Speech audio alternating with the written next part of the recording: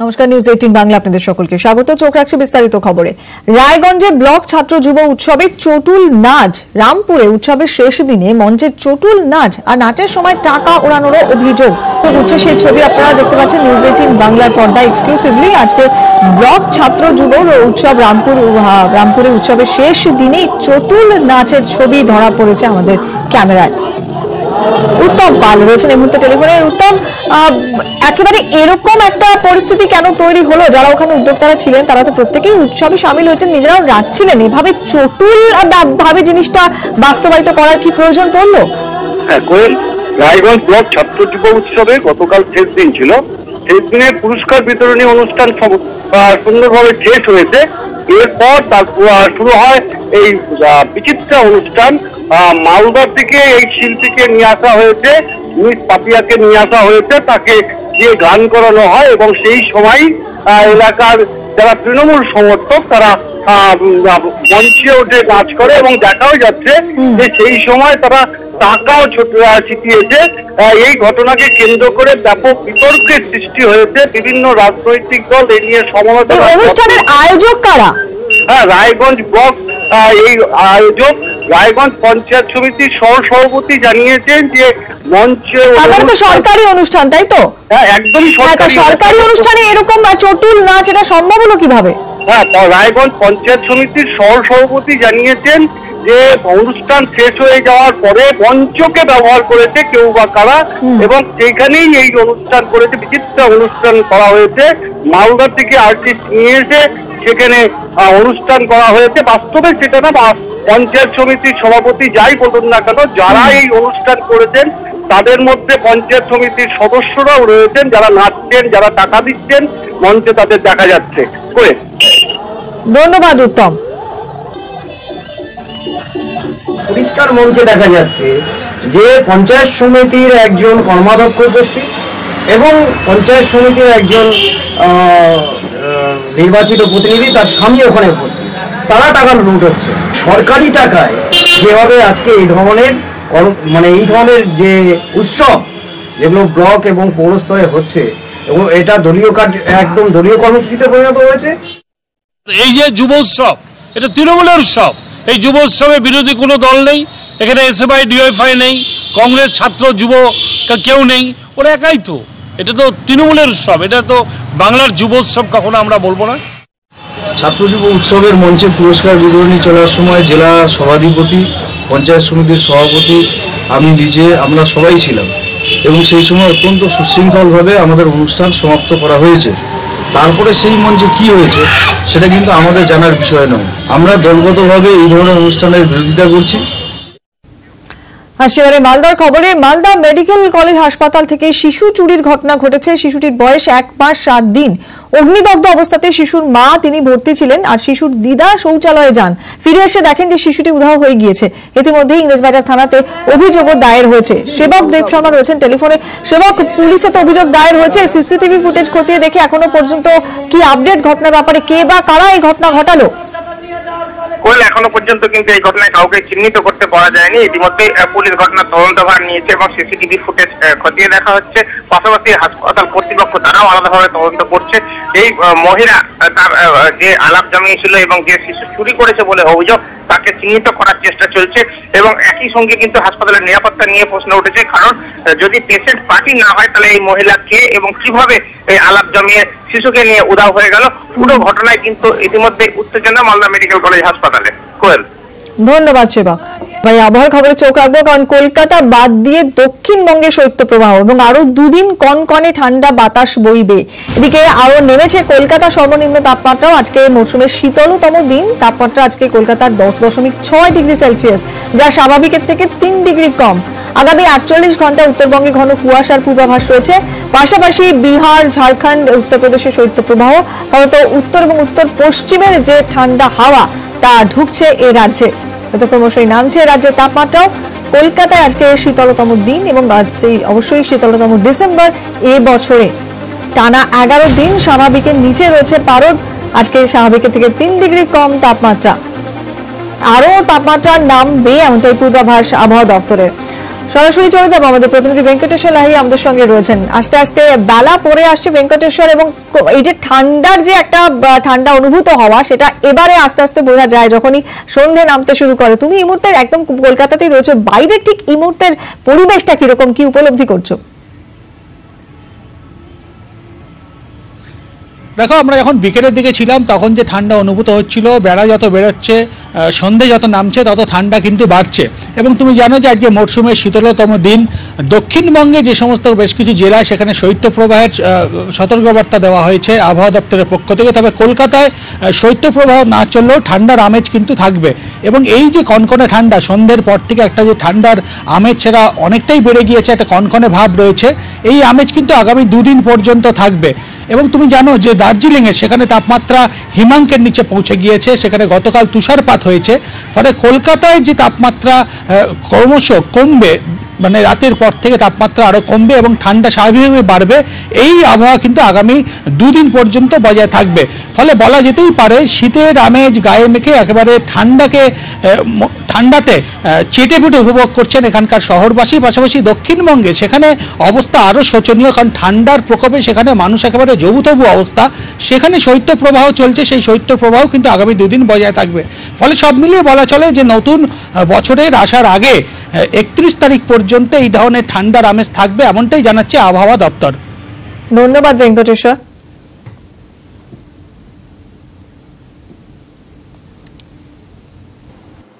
উত্তরে হাওয়া সক্রিয় থাকার জন্য প্রায় সমস্ত দক্ষিণবঙ্গে শৈত্যপ্রবাহ চলছে, অবশ্যই কলকাতা ছাড়া।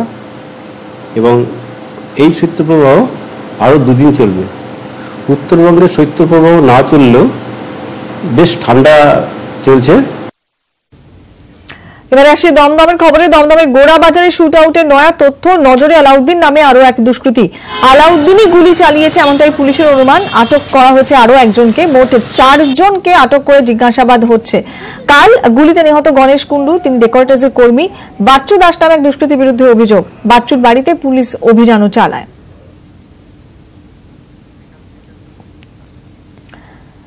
গ্রাফিক্যাল প্রেজেন্টেশনের মাধ্যমে আমরা দেখানোর চেষ্টা করছি আপনাদের সামনে গতকাল ঠিক কিভাবে এই গুলি চালানোর ঘটনা ঘটে এবং গণেশ কুন্ডু তিনি নিহত হন। ঘটনাস্থলেই তিনি ডেকোরেটর্স কর্মী। আজকে ইতিমধ্যে আলাউদ্দিন নামে পুলিশ একজনকে আটক করে জিজ্ঞাসাবাদ করছে এবং পুলিশের প্রাথমিক অনুমানে এই আলাউদ্দিনই মূল অভিযুক্ত, সেই গুলি চালিয়েছে। পাশাপাশি বাচ্চু নামে আরেকজনের নামও সামনে উঠে আসছে। মোট 4 জনকে আটক করে জিজ্ঞাসাবাদ করছে পুলিশ।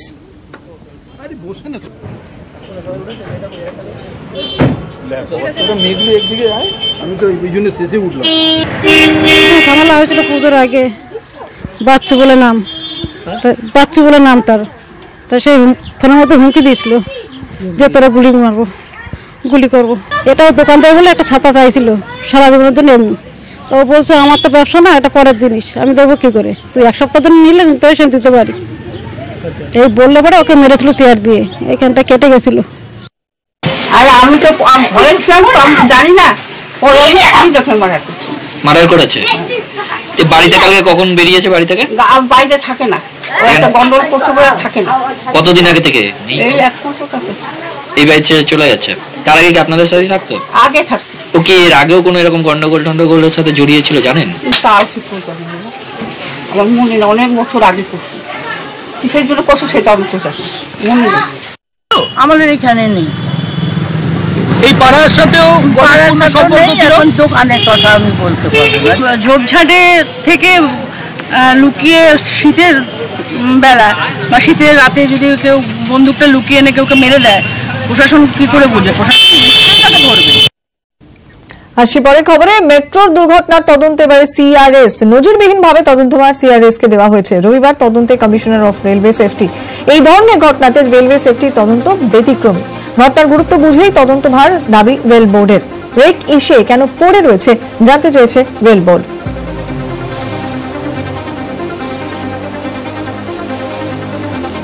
রবিবার তদন্তে আসছে কমিশনার অফ রেলওয়ে সেফটি। এবারে প্রথম নজিরবিহীনভাবে সিআরএস কে দায়িত্ব দেওয়া হয়েছে মেট্রো দুর্ঘটনার। এবং শুধু এই তদন্তভার নয়, তার পাশাপাশি নতুন রেক এসে কি কারণে পড়ে রয়েছে, কেন ব্যবহার করা হচ্ছে না, এ নিয়েও কিন্তু গোটা বিষয়টি জানতে চেয়েছে রেল। মেট্রো দুর্ঘটনার তদন্তে সিআরএস এর টিম আগামীকাল শহরে এসে পৌঁছচ্ছে।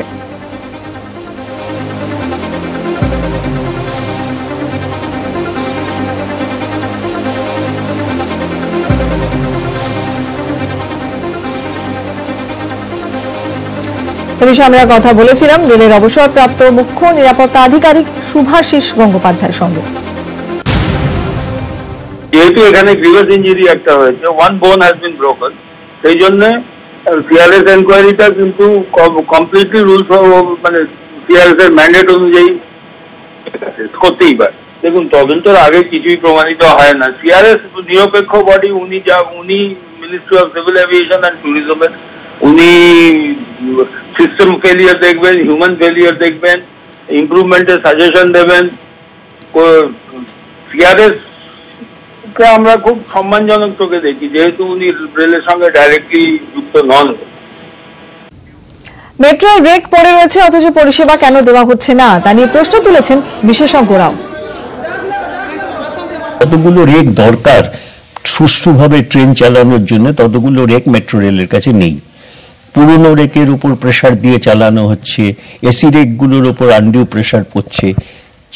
অনেকগুলো রেক এসে বহুদিন থেকে পড়ে আছে। দুটো রেক তো গত বছর সেপ্টেম্বর মাস থেকে পড়ে আছে, 1 বছরের বেশি। এই রেকগুলোকে কেন চালু করা যাচ্ছে না? এই 4টে রেক যদি অন্তত আরো এক্সট্রা দেওয়া হতো তাহলে এই রেকগুলোর উপর চাপ কম পড়তো। এই ধরনের ডিজাস্টারগুলো বেশিরভাগ ঘটছে কিন্তু যখন কোনো স্পেশাল ট্রেন চালানো হচ্ছে, পুজোর সময় বা বড়দিনের সময় বা নববর্ষের সময়, যখন বেশি ট্রেন চালানো হচ্ছে যাত্রী সাধারণকে মানে সুবিধে দেওয়ার জন্য, তারপরে যখন প্রেশারটা ওর উপরে হচ্ছে সেই সময় হয়তো কোনো ঘটনা ঘটছে না, তারপরেই এই ধরনের ঘটনা ঘটছে। আর যে সমস্ত প্রশ্ন উঠতে শুরু করেছে তার সমস্ত প্রশ্নের উত্তরে একেবারে দুর্বল সাফাই মেট্রো রেলের জনসংযোগ আধিকারিকের। যে 4টে রেক এসে গেছে, আমি বলছি সেগুলো কবে নামতে পারে? খুব শিগগিরই নামবে। ওটার কি প্রসেস বাকি আছে? খুব শিগগিরই নামবে, এটুকু বলতে পারি। হারিয়ে যাওয়া পাখি, মাছ, কীট পতঙ্গ এবং গাছগাছালি চিনবে ভবিষ্যৎ প্রজন্ম। পরিবেশ দপ্তরের আর্থিক সহায়তায় কাটোয়ায় তৈরি হচ্ছে বায়োডাইভার্সিটি বা জীব বৈচিত্র্যের পার্ক। 11 একর জায়গার উপর এই পার্ক তৈরিতে খরচ হবে 6 কোটি টাকা। হারিয়ে যাওয়া কি সহজ? না, পরিবেশ চায়নি ওরা হারিয়ে যাক। তাও হারিয়ে গিয়েছে বহু মাছ, কীটপতঙ্গ, গাছগাছালি। ভবিষ্যৎ প্রজন্মকে তাই লুপ্তপ্রায় গাছ, মাছ ও কীটপতঙ্গ চেনাতে উদ্যোগী রাজ্য সরকার। রাজ্যের পরিবেশ দপ্তরের আর্থিক সহায়তায় কাটোয়ায় তৈরি হচ্ছে বায়োডাইভার্সিটি বা জীব বৈচিত্র্যের পার্ক। প্রকৃতি না বাঁচলে ধ্বংস হয়ে যাবে প্রাণীরাও। তাই পরিবেশ দপ্তরের উদ্যোগে বায়োডাইভার্সিটি বা জীব বৈচিত্র্যের পার্ক তৈরি হচ্ছে। জমি পরিদর্শন করে সবুজ সংকেত দিয়েছেন পরিবেশ দপ্তরের আধিকারিকরা। পার্ক তৈরি কাজ শুরু হয়ে গিয়েছে। পার্কের ভিতরেই তৈরি হচ্ছে পুকুরও। জাজি গ্রামের সিপাই দিঘির পারে 11 একর জমিতে বায়োডাইভার্সিটি পার্ক তৈরি হচ্ছে। পার্ক তৈরিতে পরিবেশ দপ্তরের 6 কোটি টাকা খরচ হচ্ছে। দার্জিলিং, রাজস্থান, সুন্দরবন থেকে লুপ্তপ্রায় গাছ, প্রাণী সংগ্রহ করে পার্কে আনা হবে। পুকুরে ছাড়া হবে লুপ্তপ্রায় মাছ। পার্কে লুপ্তপ্রায় মাছ ও গাছের বংশবৃদ্ধি ঘটবে। শিশুরা লুপ্তপ্রায় প্রাণী ও গাছগাছালি চিনবে। আমরা বিভিন্ন ফলের গাছ, বিভিন্ন হারিয়ে যাওয়া গাছ, সেই গাছগুলো থাকার সাথে সাথে পাখিরা অটোমেটিক্যালি আসতে শুরু করবে। হারিয়ে যাওয়া মাছের তারা আসতে শুরু করবে। বিভিন্ন ওয়াইল্ড প্যাচ যেগুলো রয়েছে বা প্রজাপতির বাগান, এগুলো করার কথা এখন ভাবা হচ্ছে। পুরোটাই এখন প্ল্যানিং স্টেজে আছে। পরিবেশের ভারসাম্য বজায় রাখতে কাটোয়ার বাসিন্দারা দীর্ঘদিন ধরে পুরসভার কাছে এই ধরনের পার্ক তৈরির দাবি জানিয়েছিলেন। অগস্ট মাসে কাটোয়া পুরসভা পরিবেশ দপ্তরে আবেদন জানায়। প্রাথমিকভাবে সায় দিয়েছিলেন মন্ত্রী শুভেন্দু অধিকারী। পরে দপ্তরের বিজ্ঞানী ও আধিকারিকরা জমি পরিদর্শন করে সবুজ সংকেত দিতেই কাজ শুরু হয়। মানুষকে সম্পর্কে অবহিত করা, মানুষকে সম্পর্কে সচেতন করা, সেই কাজগুলো শুরু হয়ে গেছে।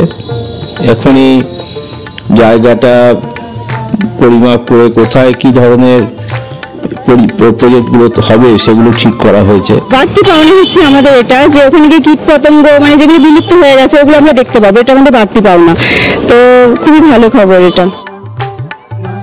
পরিবেশ দূষণের জন্য প্রাকৃতিক মানচিত্রে বহু মূল্যবান গাছ, ফুল, কীটপতঙ্গ নষ্ট হয়ে গিয়েছে। পরিবেশের ভারসাম্য ফেরাতে তাই বায়োডাইভার্সিটি পার্ক তৈরির উদ্যোগ। হারিয়ে যাওয়া জীব ও গাছ ফিরিয়ে আনতে উদ্যোগী রাজ্য সরকার। কাটোয়া থেকে রণদেব মুখোপাধ্যায়, নিউজ 18 বাংলা।